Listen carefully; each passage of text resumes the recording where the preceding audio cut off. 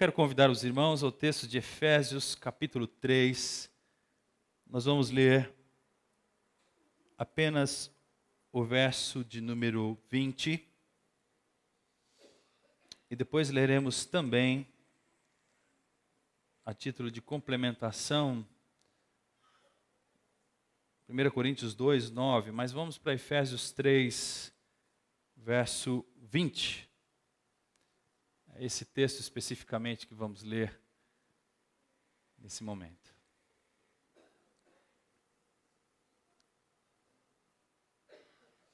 Todos acharam? Diz assim o texto sagrado: aquele que é capaz de fazer infinitamente mais do que tudo o que pedimos ou pensamos, de acordo com o seu poder que atua em nós. Aquele que é capaz de fazer infinitamente mais do que tudo o que pedimos ou pensamos, de acordo com o seu poder que atua em nós. E 1 Coríntios capítulo 2, verso 9, diz assim: todavia, como está escrito, olho nenhum viu, ouvido nenhum ouviu, mente nenhuma imaginou o que Deus preparou para aqueles que o amam. Todavia, como está escrito, olho nenhum viu, ouvido nenhum ouviu, mente nenhuma imaginou o que Deus preparou para aqueles que o amam. Oremos mais uma vez.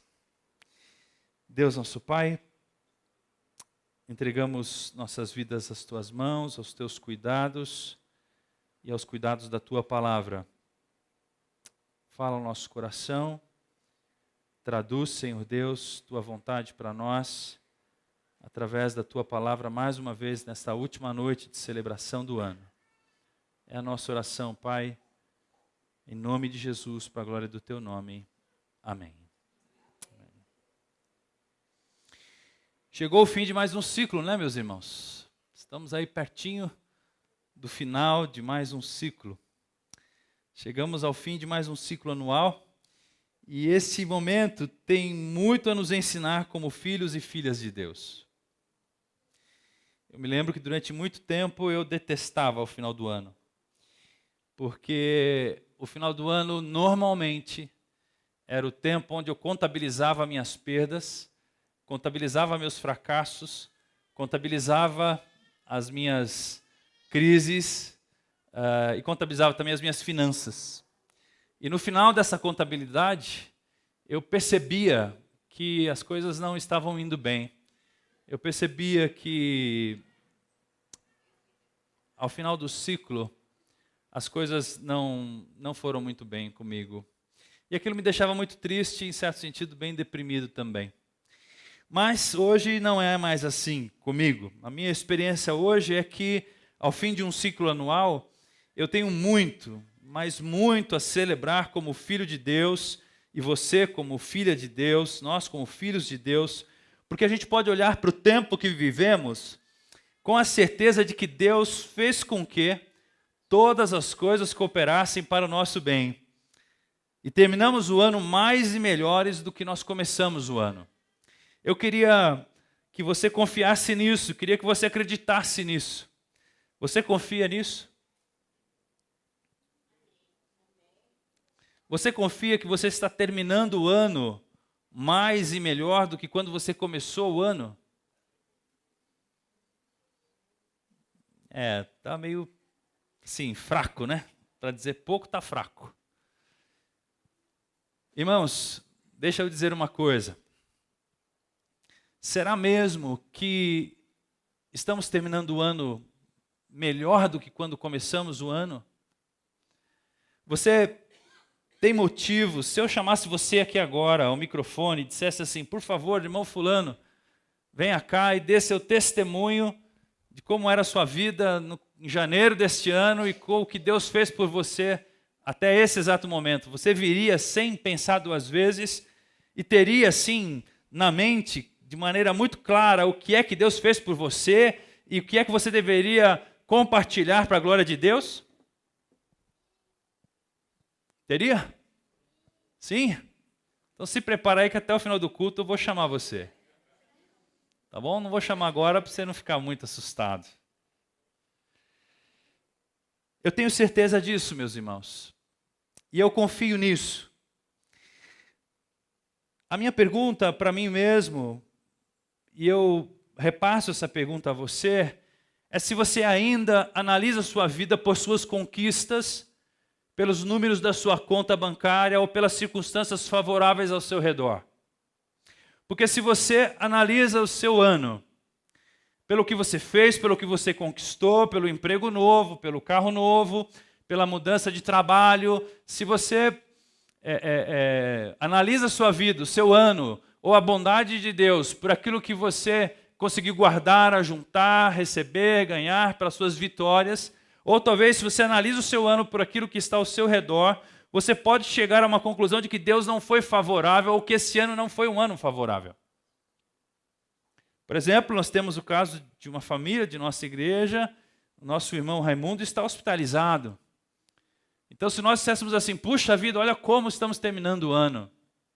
Em nossa família tem uma outra família, que o pai dessa família, o nosso irmão em Cristo, tem 4 tipos de câncer.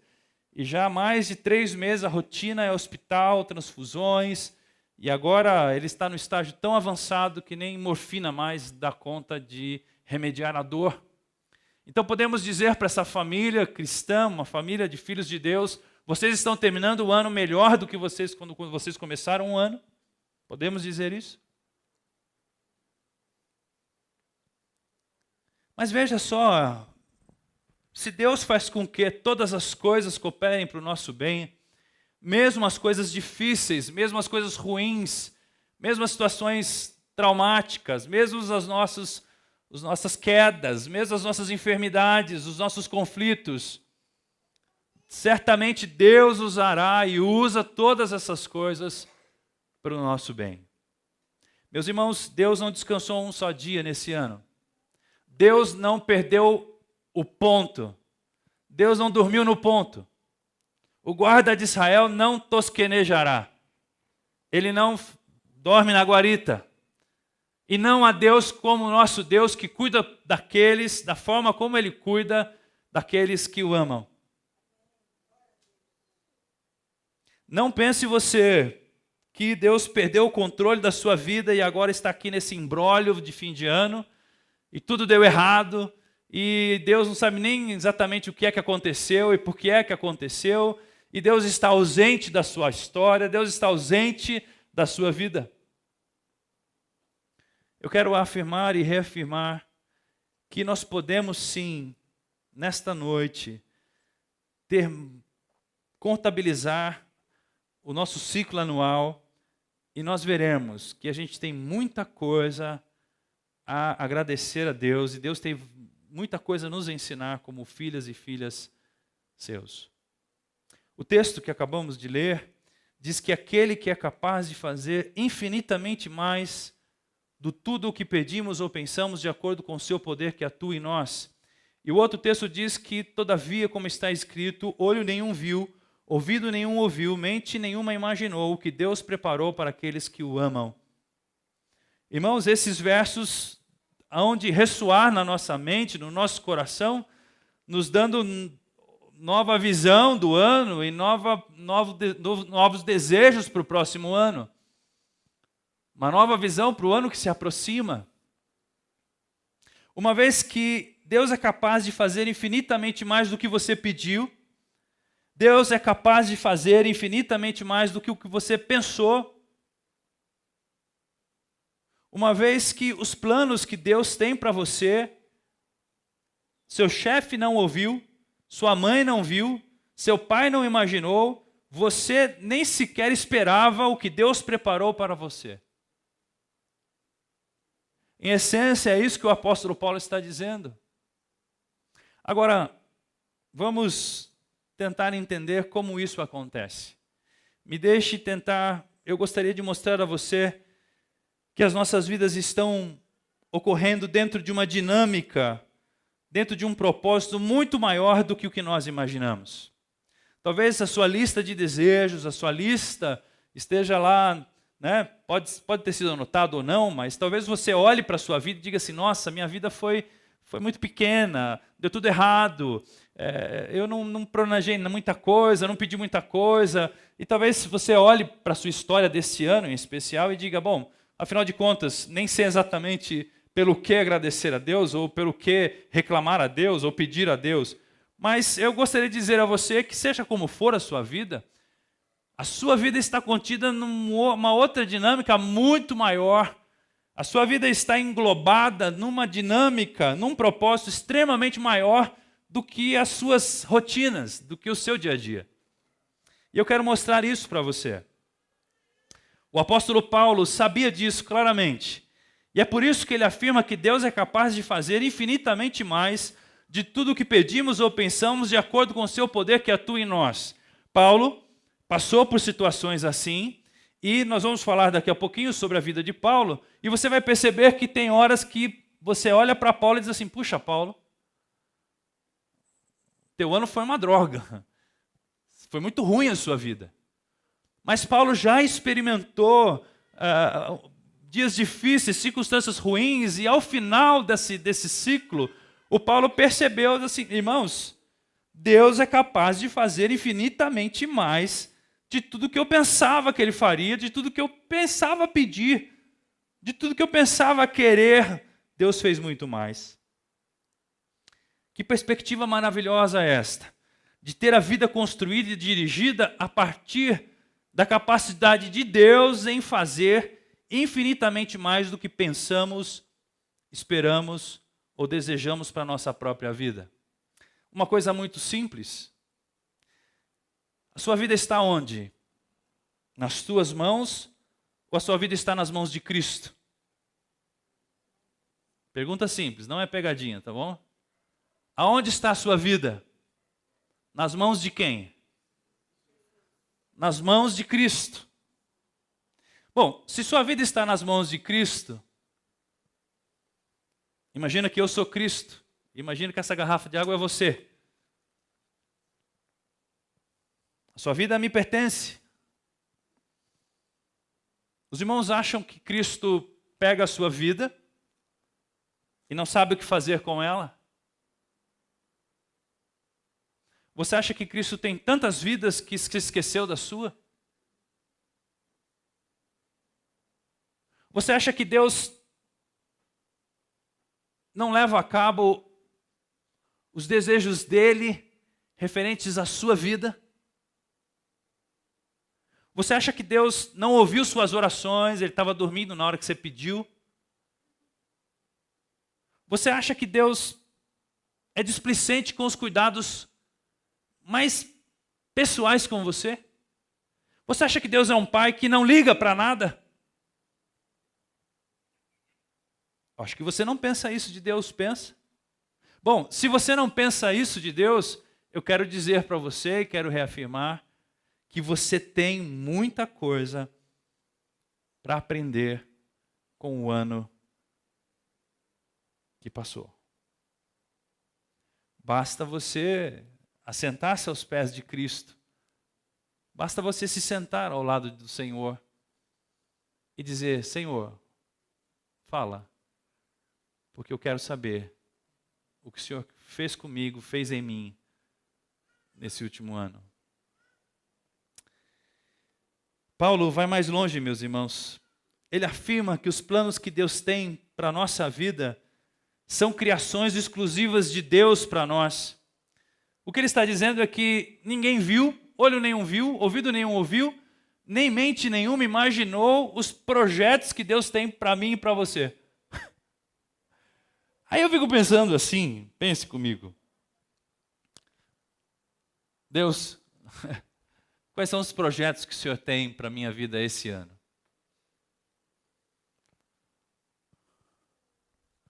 Ah, não sei, meu filho, estou pensando. Acho que eu não tenho projeto nenhum para você. Acho que eu não sei do que você gosta. Acho que eu não sei se você quer. Acho que eu não sei se dá para te usar. Os irmãos acham que Deus responderia a isso? O que o apóstolo Paulo está dizendo é assim, que os planos, os projetos, o que Deus tem para nós, ninguém sabe. Porque é Ele quem cria isso, é Ele quem propõe isso. A agenda vem da parte de Deus, os projetos vêm da parte de Deus. E ao invés de você perguntar assim, Senhor, eu quero isso, quero aquilo, eu ouso convidar você a pegar uma folha em branco e perguntar ao Senhor, Senhor, por favor, diga-me quais são os seus projetos para a minha vida esse ano.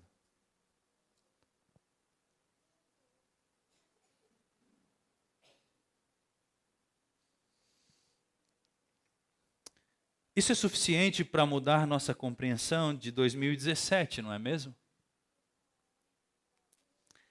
Na intenção, meus irmãos, então, de sedimentar essa verdade no nosso coração e na nossa mente, eu quero convidar você a admirar comigo o impacto do Evangelho, da revelação do Evangelho de Cristo, descrito por Paulo na carta aos Efésios, antes de afirmar essa verdade de que aquele que é capaz de fazer infinitamente mais de tudo o que pedimos ou pensamos, de acordo com o seu poder que atua em nós. O que o Paulo disse antes de afirmar que Deus é capaz de fazer infinitamente mais? O que foi que Paulo disse? Então eu quero convidar você para sedimentarmos essa verdade no nosso coração nesta noite e talvez mudar o nosso espírito antes de orarmos e agradecermos a Deus por tudo que Ele tem feito. Eu posso te adiantar que você vai se sentir parte dessa narrativa. Eu quero adiantar a você que você vai ver a sua vida entrelaçadas pelos movimentos de Deus na história humana, na sua história. Você vai se ver parte desses projetos de Deus, dessa atuação de Deus, desse plano de Deus como um todo. Eu te adianto isso.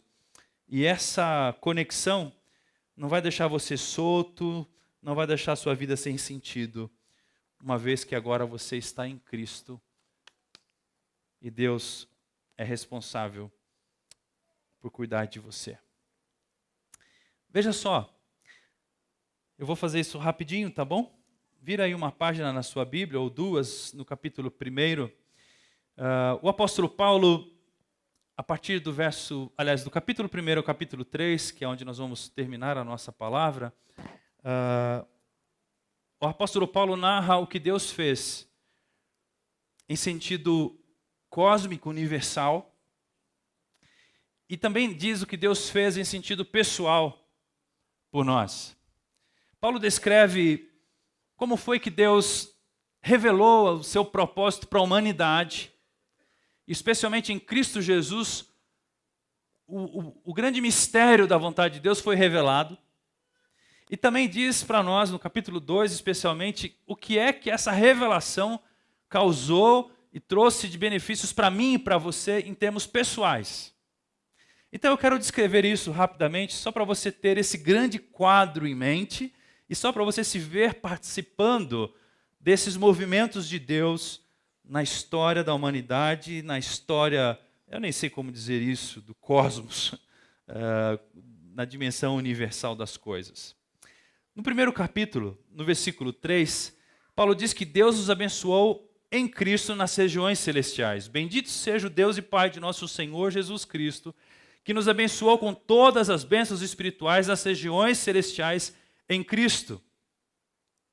O verso 4 vai dizer que Ele nos escolheu antes da criação do mundo para sermos santos e irrepreensíveis em sua presença.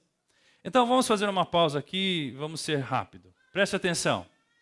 O apóstolo está dizendo que em Jesus nós fomos abençoados com todas as sortes de bênçãos na região celestial. Imagine que nós estamos na região terrena, não é isso? Na região humana. Nós estamos nos domínios da humanidade. Mas o apóstolo Paulo está dizendo assim, Deus não nos abençoou somente nessa dimensão da vida. Deus nos abençoou na grande dimensão da vida, nas regiões celestes. Deus nos abençoou em Cristo com todas as sortes, com todo o tipo de bênçãos espirituais. Agora veja, porque Deus nos escolheu nele, em Jesus, quando foi que Deus nos abençoou nas regiões celestiais? Antes da criação do mundo, para sermos santos e irrepreensíveis em sua presença. Então, Deus nos escolheu antes da fundação do mundo. Que interessante isso. Preste bem atenção. Se você tem dúvida, ou se passa alguma dúvida na sua mente, se Deus cuidou de você ao longo desse ano, se Deus tinha alguma coisa para fazer na sua vida, se Deus fez, se Deus não fez, se você tem alguma dúvida sobre a presença, atuação, ação de Deus sobre você, eu só queria te lembrar que Deus escolheu você antes que tudo existisse, tudo bem? O projeto de Deus, chamado você, começou antes da existência de todas as coisas.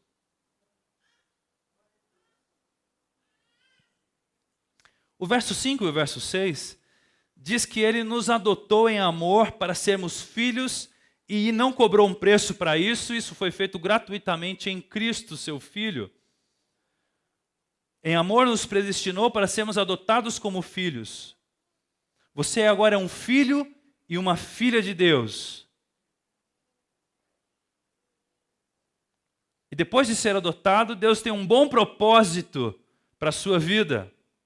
Deus quer que a sua vida se reverta, que a sua vida gere louvor para a sua gloriosa graça. E Ele nos deu essa oportunidade, essa vida toda, de maneira gratuitamente em seu Filho Jesus, o amado. O verso 9, o verso 13, vai dizer que Deus fez convergir em Jesus, olha aí, e nos revelou o mistério da sua vontade de acordo com o seu bom propósito que Ele estabeleceu em Cristo. Isto é, de fazer convergir em Cristo todas as coisas, nesse momento da história, convergiu em Jesus as coisas celestiais e terrenas, na dispensação da plenitude dos tempos. Nele também fomos escolhidos e tendo sido predestinados conforme o plano daquele que faz todas as coisas segundo o propósito da sua vontade, a fim de que nós sejamos os primeiros que esperamos em Cristo, sejamos para o louvor da sua glória. E aí o verso 13 vai dizer assim: quando vocês ouviram e creram na palavra da verdade, o evangelho que os salvou, o que Deus fez? Deus selou vocês em Cristo com o Espírito Santo da promessa. Quando você ouviu o evangelho,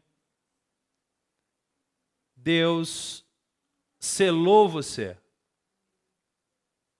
Deus falou assim: é meu e ninguém mais toma de mim. E o selo disso é o Espírito Santo da promessa que Ele colocou em você. E esse selo é a garantia de que você vai herdar todas as coisas com Jesus. É a garantia da sua herança, até a redenção daqueles que pertencem a Deus para o louvor da sua glória. Irmãos, esse selo garante a nossa herança. Agora veja o verso 20 até o verso 23 o que diz. Do capítulo 1 ainda. Esse poder, Ele exerceu em Cristo, ressuscitou Cristo dos mortos, fez Cristo assentar à sua direita nas regiões celestiais, acima de todo governo e autoridade, poder e domínio, nome que se possa mencionar, não apenas nessa era, mas também na que há de vir. Deus colocou todas as coisas debaixo de seus pés e o designou cabeça de todas as coisas para a igreja, que é o seu corpo, a plenitude daquele que enche todas as coisas em toda e qualquer circunstância. Ressuscita Cristo, faz Cristo assentar-se à sua direita, acima de nome, autoridade, domínios, poderes, governos, pessoas, e coloca todas as coisas debaixo dos pés de Cristo, e diz assim: está vendo esse Senhor? Está vendo essa posição? Está vendo esse poder que ressuscitou a Jesus e que o fez assentar neste lugar? Pois é. Tudo isso está conectado com você, porque você é o corpo de Jesus e porque em Jesus habita a plenitude, você está conectado com Ele.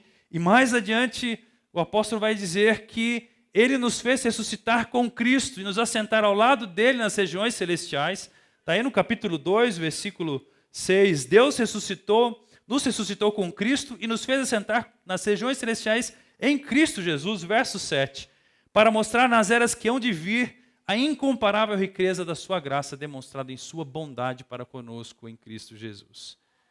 Irmãos, é muita coisa isso. Agora, por causa disso, o apóstolo Paulo resolve orar. E por isso tudo, Paulo ora pela igreja, verso 17.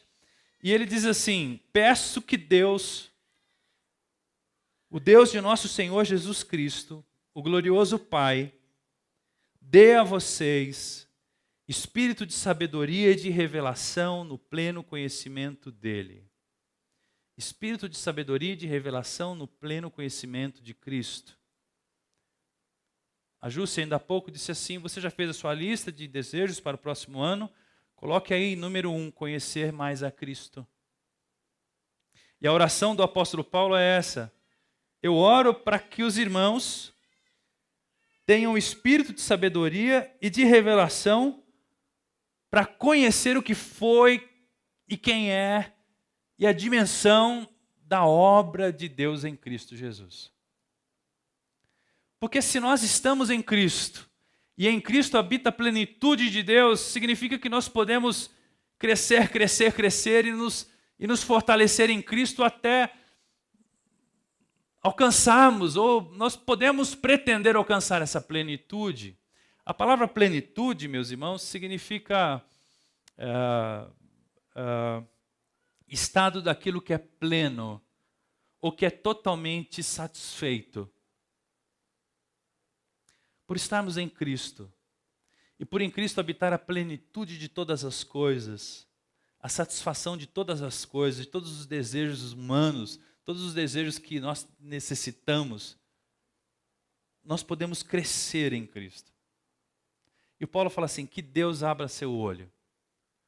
Eu oro para que os seus olhos sejam iluminados, para você conhecer a esperança, versículo 18 e 19, as riquezas da herança que você recebeu e a incomparável grandeza do seu poder para conosco, os que cremos. Que Deus ilumine seu olho, meu irmão. Que Deus abra sua mente, minha irmã, para você conhecer a dimensão, o comprimento, a profundidade da riqueza de tudo isso que Deus te deu em Jesus, gratuitamente. O capítulo 6, como eu disse, continua Paulo dizendo que Deus fez por nós, mas agora na dimensão pessoal, do verso 1 ao verso 6, o apóstolo Paulo vai dizer assim: vocês estavam mortos nas suas transgressões e pecados, vocês viviam sob o domínio do mundo e sobre o domínio do príncipe deste mundo, mas Deus, que é rico em misericórdia, amou vocês e fez vocês ressuscitarem com Cristo e nos fez assentar com Ele nas regiões celestiais.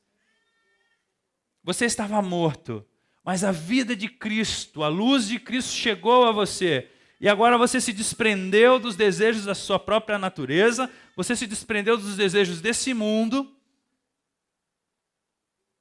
e agora você está vivendo a partir do domínio, da soberania e dos cuidados de Deus para com você.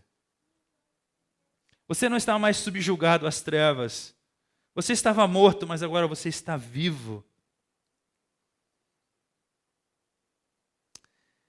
O verso 12 e o verso 13 vai nos dizer que Deus nos incluiu nos seus planos, de modo que agora nós não somos mais estranhos às suas alianças do passado e não vivemos mais longe dele, porque agora nós somos a família de Deus.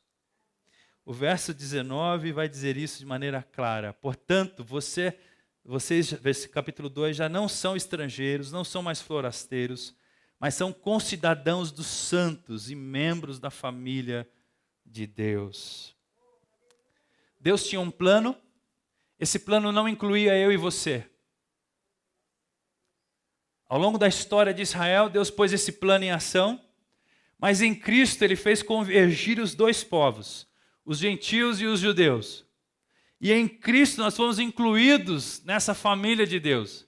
E o apóstolo Paulo sabe que ele foi chamado por Deus para pregar o evangelho aos gentios e dizer, olha, estas bênçãos, essas promessas e bênçãos de Deus ao antigo povo, o povo da antiga aliança, também estão presentes, também inclui o povo da nova aliança.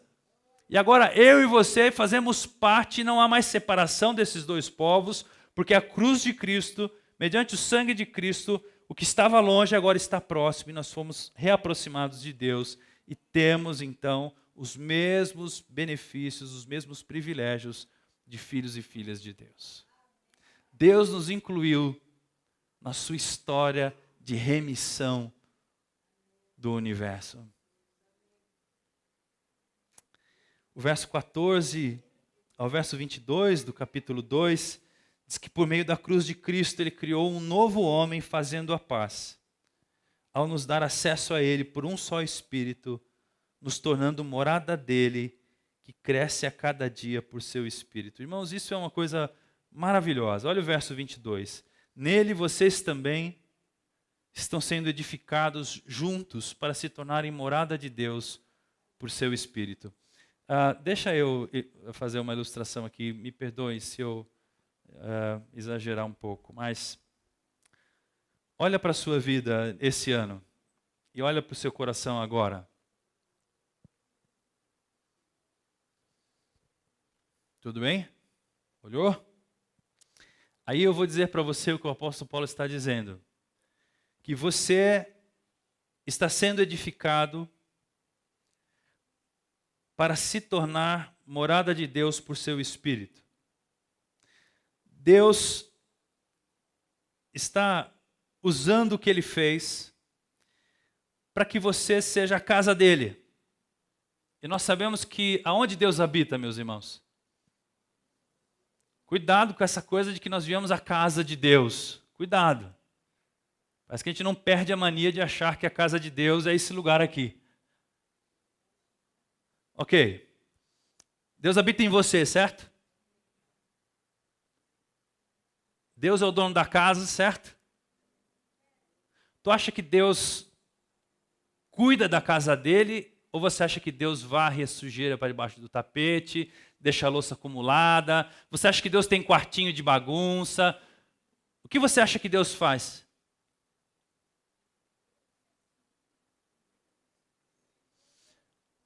Ah, pastor, não, Deus não é assim. Deus não é relaxado. É óbvio que não é. Então, o que foi que Ele fez com você esse ano?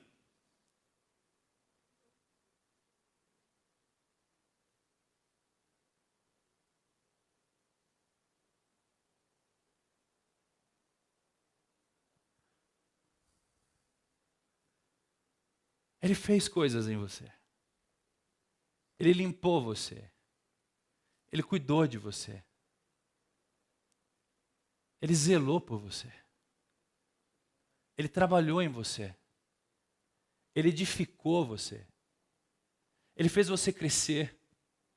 Ele fez você ser mais parecido com Jesus. Ele cuidou de você. Ele ouviu suas feridas.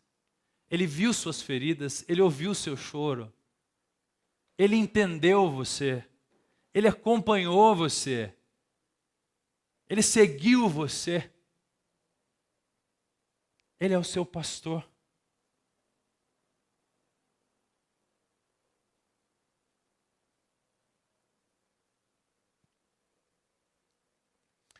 Bom, o capítulo 3, o apóstolo Paulo nos alerta para um grande risco.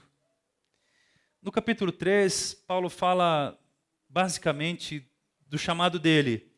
Irmãos, eu sou prisioneiro de Cristo em favor de vocês, gentios. Não é fácil ser um judeu e ser chamado para pregar a graça de Deus a um povo estranho, porque vocês não eram o povo da aliança, e isso me custa muito caro.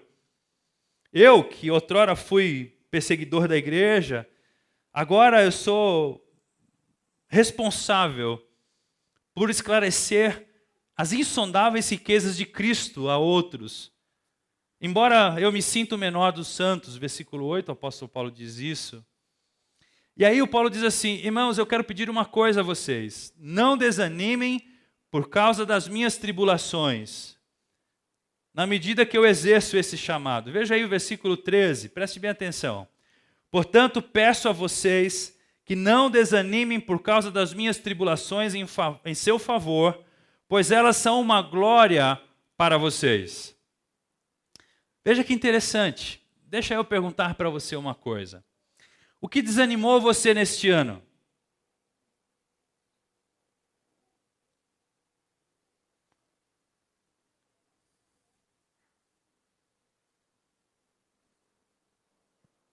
O que desanima você agora? O medo do apóstolo Paulo, meus irmãos, é que a sua vida, a vida do Paulo, era tão cheia de tribulação, de problemas, de necessidade, de perseguições, de instabilidade. O medo dele é que a vida dele, por ser assim, pudesse influenciar negativamente a vida dos crentes, a ponto de duvidarem do Evangelho. Porque o que está acontecendo aqui é o grande risco de desanimar. Porque é mais ou menos assim: poxa, pastor, o senhor fala tudo isso de Deus, o senhor fala que nós somos isso, que nós temos aquilo outro, toda a sorte de bênçãos, que nós estamos com Jesus, que Deus nos incluiu, que Deus nos deu toda a sorte de bênçãos espirituais. Mas quando eu olho para a sua vida,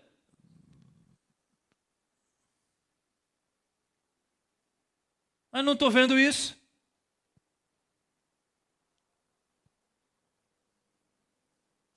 E aqui, meus irmãos, eu vi um grande paralelo com a minha própria vida.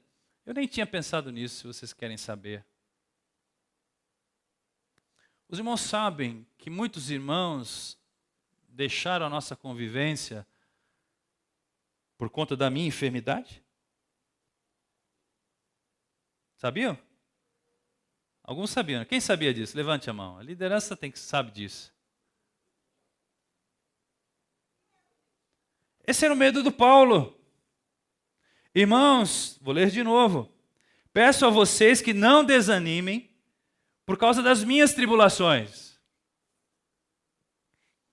Eu já disse aqui várias vezes, vou dizer de novo. O pastor de vocês ainda é tarja preta, tudo bem? Eu vou repetir. Quem não sabe o que é tarja preta, é um medicamento psiquiátrico para controle das suas emoções. Tudo bem? Deu para entender? Tá claro? Mas não use as minhas tribulações para desanimar. Porque senão a gente tem a seguinte lógica. Você pode reparar nessa lógica? Infelizmente ela está presente aí no mercado religioso. Porque não faz sentido eu pregar prosperidade no púlpito e andar de carro velho lá fora. Então, toda a igreja que se preza tem um bom estacionamento na entrada da igreja e um lindo carro comprado à prestação, sabe-se lá por quem, para o pastor ostentar. Porque aí você olha e fala: caramba, meu, o Deus desse cara, o Deus que ele prega é o Deus que age na vida dele. Só que aí vem o apóstolo Paulo e diz algumas coisinhas para nós. Do tipo assim: temos esse tesouro em vasos de barro, para mostrar que esse poder, que a tudo excede, provém de Deus e não de nós. De todos os lados somos pressionados, mas não desanimados. Ficamos perplexos. Caramba, de novo, tem que aumentar o remédio. De novo, está faltando isso. Mas não desesperados. Somos perseguidos, mas não abandonados. Abatidos, mas não destruídos. Percebe isso? Temos esse tesouro em vaso de barro. Ou seja, preste atenção, o vaso é barro mesmo. A questão não é o vaso, é o tesouro.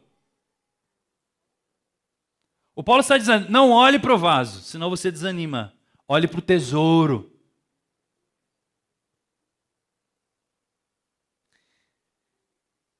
E aí o apóstolo Paulo e o caminho para o final, no verso 16 vai dizer assim: eu oro, por essa razão eu ajoelho-me diante do Pai, do qual recebe o nome toda a família nos céus e na terra. Eu oro, eu me ajoelho e oro, para que com suas gloriosas riquezas Ele os fortaleça no íntimo do seu ser, com poder, por meio do seu Espírito. Fortalecimento íntimo é o verso 16. Irmãos, eu não preparei nada para dizer, eu só quero dizer isso aqui, ó. Só Deus sabe o teu sofrimento e só Ele pode te fortalecer e mais ninguém.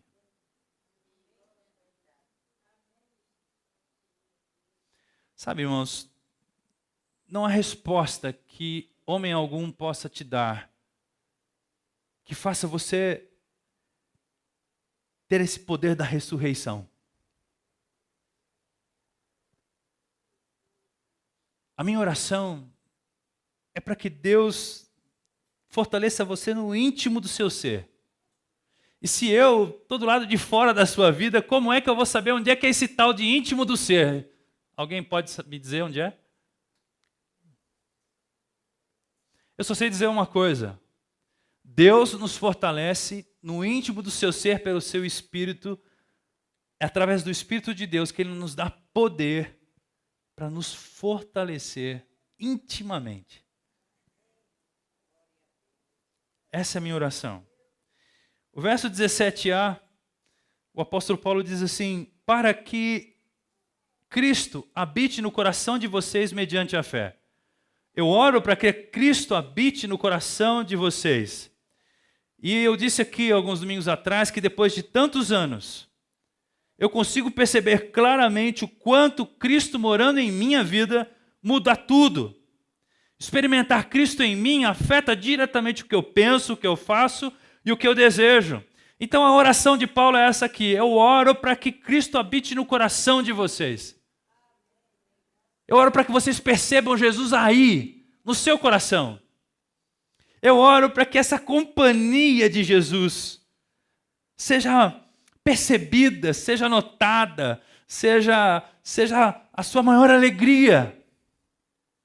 Eu não oro para que as tribulações se afastem de vocês. Eu não oro para que vocês compreendam e tenham mais inteligência e sucesso na vida. Não. Eu oro para que vocês compreendam a grandeza de Jesus, a grandeza das promessas de Jesus, a grandeza da herança de Jesus nos santos, a grandeza do amor de Jesus, a grandeza da força de Jesus. Eu oro para que vocês sejam mais amigos de Jesus no ano de 2018. É por isso que eu oro. O verso 17b diz assim: oro também para que, estando arraigados e alicerçados em amor,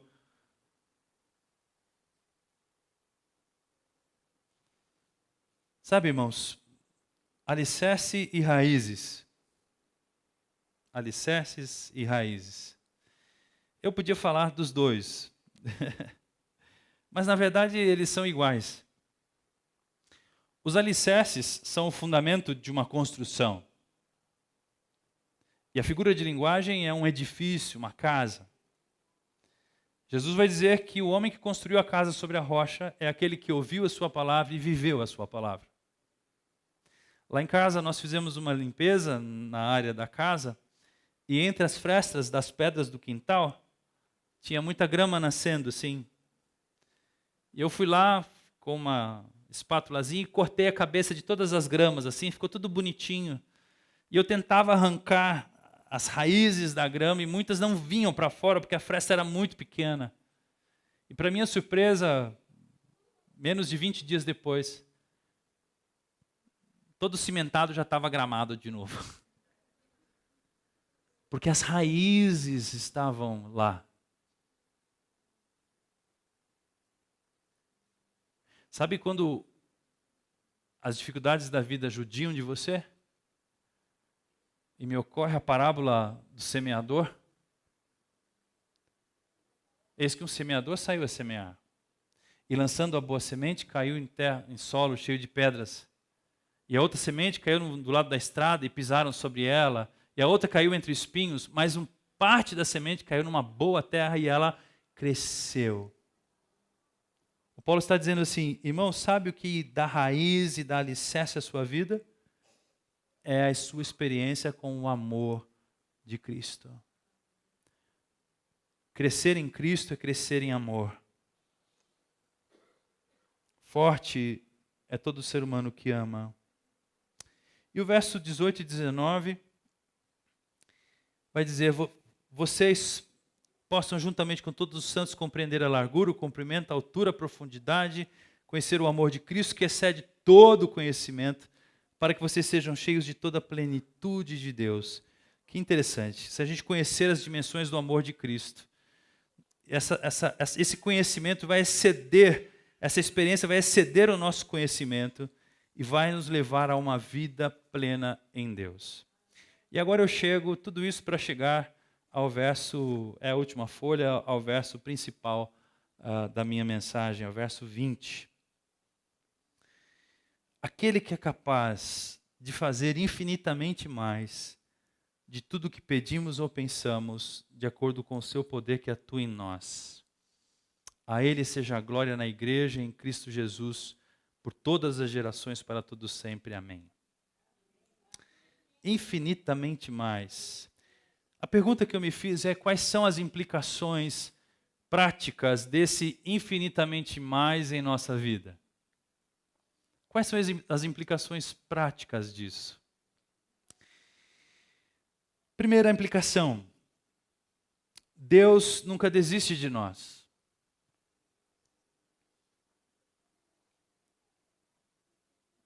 Você pensou seriamente em desistir de você esse ano? De vez em quando a gente fala assim, desisto de mim. Não aguento mais ser eu.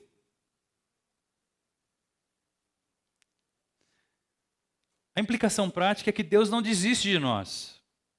E o apóstolo Paulo vai dizer assim, estou convencido de que aquele que começou a boa obra em mim, em vocês, vai completá-la até o dia de Cristo Jesus.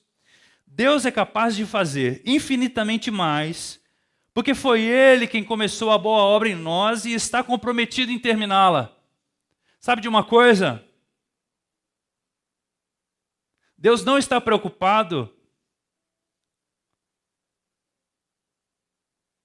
se você entendeu ou não entendeu. Porque o que você entendeu foi Ele que começou a fazer. E já que Ele começou a fazer, Ele não vai largar no meio do caminho sem terminar. Deus não é do tipo que começa uma reforma e para no meio da reforma. Deus não é do tipo que começa um relacionamento e desiste do relacionamento. Sabe por que Deus faz infinitamente mais? Porque, eu anotei aqui na minha mão, porque nós não acreditamos em nós, mas Deus acredita em nós. E aí você fala assim, mas Deus, eu? Isso é muito mais do que eu pensava. É óbvio, porque o único a acreditar em você sou eu. Sou eu que chamei você, sou eu que escolhi você, sou eu que sei quem é você, sou eu que sei os planos que tenho para você. Sou eu que te conheço do ventre da sua mãe. Sou eu que te trouxe à existência. Então não espere o comum, não espere o mesmo, não espere o trivial, espere infinitamente mais. Porque quem está pensando na sua vida sou eu, diz o Senhor. A companhia persistente de Deus enquanto vivemos sempre possibilitará descobrir novos caminhos, superar velhos hábitos, velhos obstáculos, recuperar a visão, restaurar os relacionamentos e mudar o mundo. Vocês são sal da terra e luz do mundo, porque somos criação de Deus, realizada em Cristo Jesus, para as boas obras as quais Deus preparou de antemão para que nós as praticássemos. Sabe para que foi que Jesus chamou você? Para que foi que Deus criou você? Te deu uma nova vida? Deus não desiste de nós e vai completar essa obra até o dia de Cristo Jesus. A segunda razão, a segunda implicação prática deste infinitamente mais é que Deus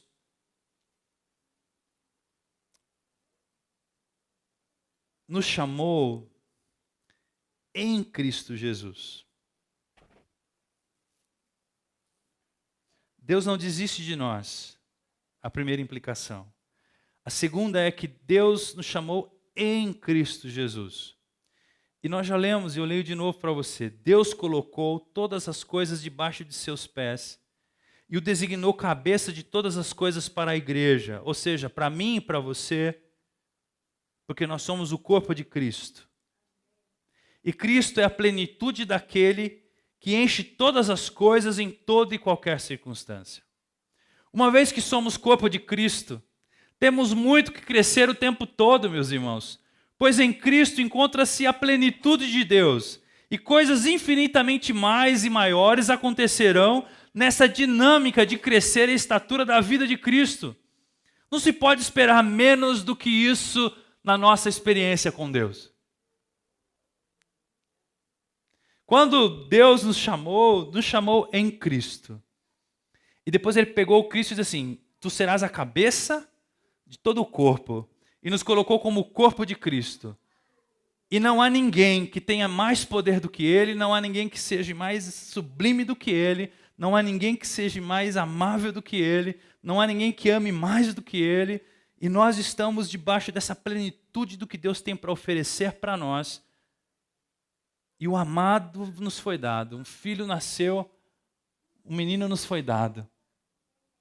E o nome dele é Deus poderoso, Deus forte, Pai eterno, príncipe da paz, maravilhoso conselheiro.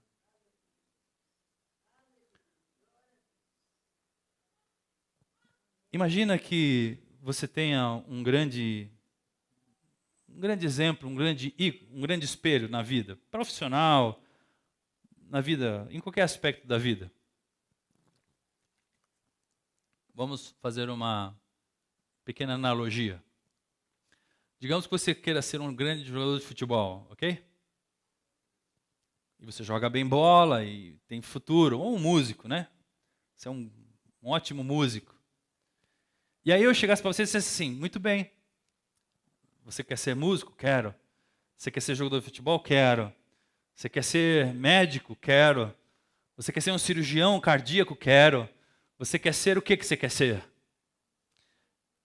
Então, é o seguinte, joia, eu vou fazer com que você vá trabalhar no escritório de arquitetura do Oscar Niemeyer. Você vai ser assistente direto do Niemeyer, já que você quer ser arquiteto.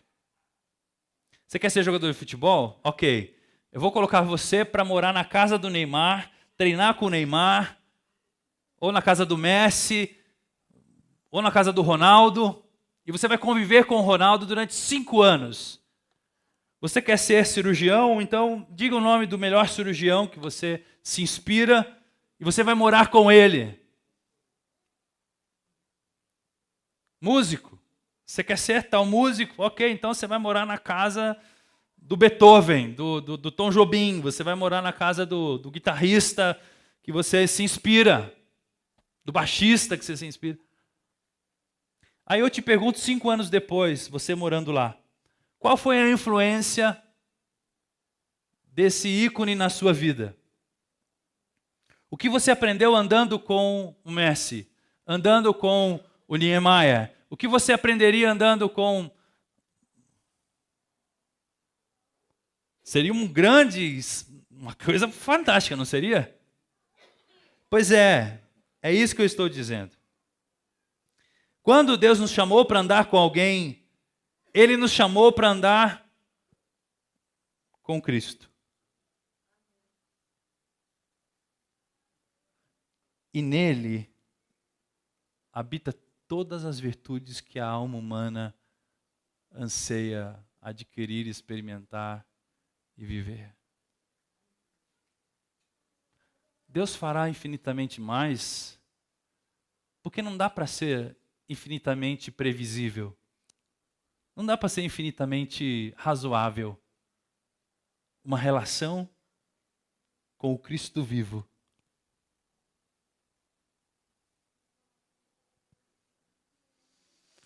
E a terceira razão, ou a terceira implicação prática desse infinitamente mais em nossas vidas, é que o melhor está por vir. Eu disse isso alguns domingos atrás e volto a dizer agora. Como será 2018? O que eu posso esperar do próximo ano? De fato, eu não sei, meu irmão, minha irmã, eu não sei. O que eu sei é que Deus está preparando algo especial para mim e para você no próximo ano. E este algo é bom, é extraordinário, porque fazemos parte do seu povo, porque somos parte da sua família e porque os propósitos de Deus fazem parte da nossa vida para abençoar, influenciar e manifestar a sua glória no mundo. Isso é muito louco. Isso é muito louco. Meus irmãos, Deus sempre nos surpreenderá com coisas infinitamente mais do que pedimos ou pensamos, porque a sua presença faz nova todas as coisas. Deus fará infinitamente mais de tudo que pedimos ou pensamos,